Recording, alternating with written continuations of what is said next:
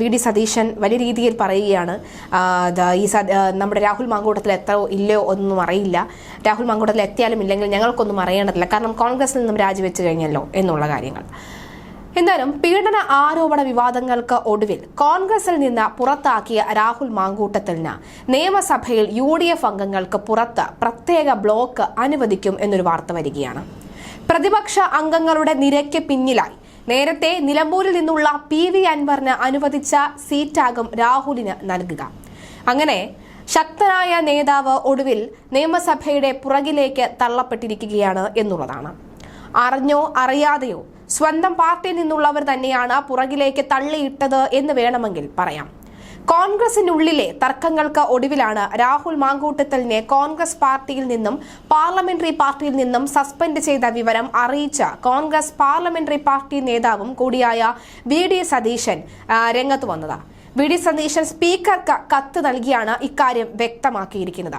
തിങ്കളാഴ്ച തുടങ്ങുന്ന നിയമസഭാ സമ്മേളനത്തിന് രാഹുൽ എത്തുമോ എന്നതാണ് ഇനി നിർണായകം. നിലവിൽ UDFന്റെയും LDFന്റെയും അംഗങ്ങൾ മാത്രമാണ് സഭയിലുള്ളത്. ഇതിനിടെയാണ് പ്രത്യേക ബ്ലോക്കും കൂടി വരുന്നത്.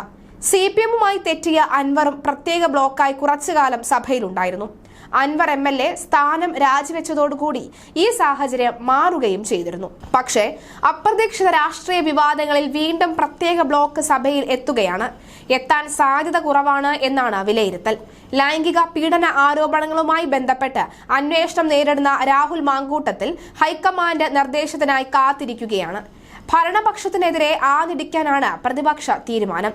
സംസ്ഥാന വ്യാപകമായി അരങ്ങേറുന്ന പോലീസ് അതിക്രമവും നേതാക്കളുടെ മാസപ്പടി ആരോപണങ്ങളും അടക്കം നിരവധി വിഷയങ്ങളും ഉണ്ട്. ഈ സാഹചര്യത്തിൽ രാഹുൽ എത്തിയാൽ ഭരണപക്ഷം അതിനെ മറ്റ് പല രീതിയിലേക്കും കൊണ്ടുപോകും. രാഹുലിനെ ഭരണപക്ഷം കയ്യേറ്റം ചെയ്താൽ UDF സംരക്ഷണം ഒരുക്കുമോ എന്ന ചോദ്യത്തിന് UDF കൺവീനർ അടൂർ പ്രകാശ് പറഞ്ഞത് നിയമസഭാ അംഗത്തിന് സുരക്ഷ ഒരുക്കേണ്ടത് സ്പീക്കറുടെ ഉത്തരവാദിത്തമാണെന്നായിരുന്നു. ഉപതെരഞ്ഞെടുപ്പിൽ നിലമ്പൂരിൽ നിന്ന് വിജയിച്ച ആയാടൻ ഷൗക്കത്ത് നിയമസഭാ സമ്മേളനത്തിന് ആദ്യമായി എത്തുന്നതും വരുന്ന സമ്മേളന കാലത്ത് തന്നെയാണ്. അതായത് പ്രതിപക്ഷത്ത് രാഹുൽ പ്രത്യേക ബ്ലോക്കാകുമ്പോൾ ഒരംഗം കുറയും. എന്നാൽ ആര്യാടൻ ഷൗക്കത്ത് എത്തുമ്പോൾ ആ കുറവ് നികത്തുകയും ചെയ്യും. ഇടത് സ്വതന്ത്രനായിരുന്ന അൻവറിന്റെ രാജിയോടെ ഇടതുപക്ഷത്തിന് ഒരംഗം കുറഞ്ഞിരുന്നു.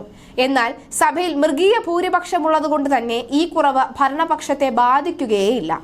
ഒരു ജനപ്രതിനിധിയെ പാർട്ടിയിൽ നിന്ന് സസ്പെൻഡ് ചെയ്യുകയോ മുന്നണിയിൽ നിന്ന് പുറത്താക്കുകയോ ചെയ്താൽ ആ വിവരം സ്പീക്കറെ അറിയിക്കുക എന്ന കീഴ്വഴക്കമുണ്ട്.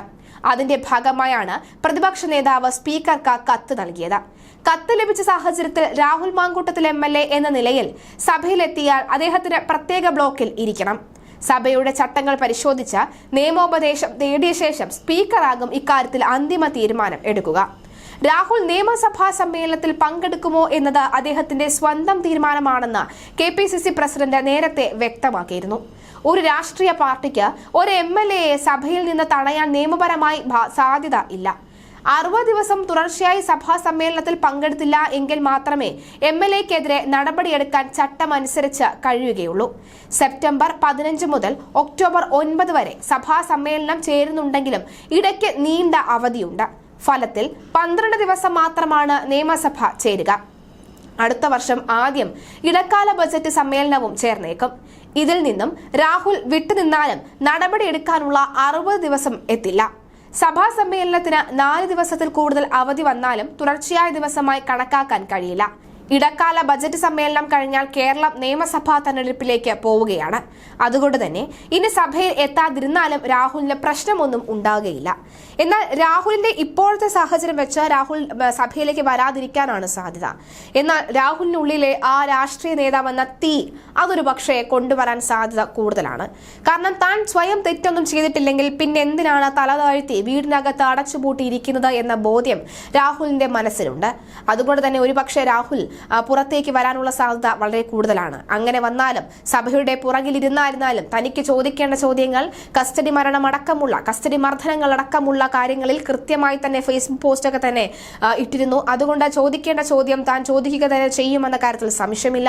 അതുകൊണ്ട് രാഹുൽ മാങ്കൂട്ടത്തിൽ വരാനുള്ള സാധ്യത വളരെ കൂടുതലാണ്. പക്ഷേ അപ്പോഴും രാഹുൽ വന്നു കഴിഞ്ഞാൽ CPM അല്ലെങ്കിൽ ഇടതുപക്ഷം എന്ന് പറയുന്ന ആ മൃഗീയ ഭൂരിപക്ഷമുള്ള ആ ടീം ഒരുപക്ഷെ രാഹുലിനെ പൊതിയാനുള്ള സാധ്യതയുണ്ട് എന്നുള്ളതാണ്. കാരണം കാരണം സ്പീക്കർ അടക്കമുള്ളവർ പറയുന്നു രാഹുൽ വരട്ടെ, രാഹുൽ വരേണ്ടതല്ലേ, അദ്ദേഹം MLA എന്ന നിലയിൽ അദ്ദേഹത്തിന് തുല്യ അവകാശമുണ്ട്, അതുകൊണ്ട് അദ്ദേഹം വരട്ടെ എന്ന് തന്നെയാണ് സ്പീക്കറും പറയുന്നത്. കാരണം ഒരു ഇരയെ പിടിച്ചിട്ട് കൊടുക്കുകയാണല്ലോ, കസ്റ്റഡി മരണം, അതുപോലെയുള്ള കസ്റ്റഡി മർദ്ദനങ്ങൾ, അതുപോലെയുള്ള ചോദ്യം ചോദിച്ചാൽ ഉത്തരമില്ലാത്ത ചില ചോദ്യങ്ങൾ പ്രതിപക്ഷത്തിനുണ്ട്. അതൊന്ന് ഞാൻ മറയാക്കാൻ ഭരണപക്ഷത്തിന് ഇട്ടുകൊടുക്കുന്ന ഇരയായി ഒരു പക്ഷേ രാഹുൽ മാങ്കൂട്ടത്തിൽ മാറാനുള്ള സാധ്യത വളരെ കൂടുതലാണ്. അങ്ങനെയെങ്കിൽ ഒരു പക്ഷേ അങ്ങനെ നിന്നു കൊടുക്കാൻ രാഹുൽ തയ്യാറല്ലെങ്കിൽ മാത്രമേ ഒരു പക്ഷേ വരാതിരിക്കുകയുള്ളൂ എന്നാണ് രാഹുലിനെ അടുത്തറിയുന്ന വൃത്തങ്ങൾ പറയുന്നത്. രാഹുൽ തീർച്ചയായിട്ടും സഭയിൽ എത്തിയിരിക്കും എന്ന് തന്നെയാണ് പറയുന്നത്. കണ്ടറിയണം. പക്ഷേ അപ്പോഴും കഴിഞ്ഞ ദിവസം ഗർഭചിത്രവുമായി ബന്ധപ്പെട്ട ചില വാർത്തകൾ പുറത്തു വന്നത് ബാംഗ്ലൂരിലെ ആശുപത്രിയിലല്ല ഗർഭചിത്രം നടത്തുന്നത്, മറിച്ച് ഈ യുവതിയുടെ വീട്ടിൽ, തിരുവനന്തപുരത്തെ വീട്ടിൽ വെച്ചാണ് ഗർഭചിത്രം നടത്തിയത് എന്നാണ്. 16 ആഴ്ച കഴിഞ്ഞപ്പോഴാണ് കാര്യം ഇത്രയും രൂക്ഷമാണ് എന്ന് മനസ്സിലായതെന്നും പിന്നീട് ഈ ഗർഭം അലസിപ്പിക്കാനുള്ള ഗുളിക നൽകുക ഉണ്ടായി എന്നടക്കമുള്ള കാര്യങ്ങളും പറയുകയാണ്. എന്തായാലും അതുമായി ബന്ധപ്പെട്ടും കുറച്ച് വിവരങ്ങൾ കഴിഞ്ഞ ദിവസം പുറത്തു വന്നിരുന്നു. എന്നാൽ ഇപ്പോൾ ചില മാധ്യമങ്ങൾ നമുക്കറിയാം സിസേറിയനും അല്ലെങ്കിൽ ഈ പറയുന്ന ഈ ഗർഭിണിയുടെ അല്ലെങ്കിൽ ഈ കുഞ്ഞിന്റെ പേരെടുത്തത് ചില മാധ്യമപ്രവർത്തകരാണോ എന്ന് പോലും സമൂഹ മാധ്യമങ്ങൾ ചോദിച്ചിരുന്നു. അത്രയ്ക്കും ക്രൂരമായാണ് രാഹുൽ മാങ്കൂട്ടത്തെ പിച്ചി ചീന്തിയത് എന്നുള്ളതാണ്. ആ യുവതിക്ക് പരാതിയേ ഇല്ല, യുവതിക്ക് പരാതിയില്ല, പരിഭവങ്ങളില്ല. ആ യുവതി ശക്തയായി തന്നെ മുന്നോട്ട് പോവുകയാണ്, എവിടെ ഇരുന്നത് ശക്തയായി തന്നെ മുന്നോട്ട് പോകുന്ന കാര്യത്തിൽ സംശയമില്ല. അതുപോലെ രാഹുലും ആ യുവതിയും തമ്മിലുള്ള പ്രശ്നം ഇത്രയും വഷളാക്കി വലിയ രീതിയിലുള്ള പ്രശ്നങ്ങളാക്കി മുന്നോട്ട് കൊണ്ടുപോകുമ്പോൾ അതിൽ വലിയ കാര്യങ്ങളൊന്നും ഇല്ല എന്ന് പലരും പറയുന്നുമുണ്ട്. ക്രൈംബ്രാഞ്ച് ഏതായാലും പെട്ട ഒരു അവസ്ഥയിലാണ്. കാരണം ഈ പട്ടി ചന്തയ്ക്ക് പോയതുപോലെ എന്നുള്ള രീതിയിലാണ് ക്രൈംബ്രാഞ്ച് പോയിട്ട് തിരിച്ചു വരുന്നതെന്നാണ് മനസ്സിലായത്. ഇപ്പോൾ പറയുന്നു ക്രൈംബ്രാഞ്ച് ബാംഗ്ലൂരിൽ പോയിട്ട് പറയുന്നു അവിടെയല്ല ഇവിടെയാണ്, ഇവിടെയല്ല അവിടെയാണ്. അങ്ങനെ ക്രൈംബ്രാഞ്ചാണ് അക്ഷരാർത്ഥത്തിൽ പെട്ടിരിക്കുന്നത്. കാരണം പരാതി പറഞ്ഞവർക്കും നേരത്തെ ആരോപണം ഉന്നയിച്ചവർക്കും രാജിവെപ്പിക്കാൻ വിമ്മൽ കൊണ്ടവർക്കും ഇപ്പോൾ യാതൊരുവിധ പരാതിയുമില്ല. അതുകൊണ്ട് ക്രൈംബ്രാഞ്ച് പെട്ടിരിക്കുന്നു എന്ന് വേണം പറയാം.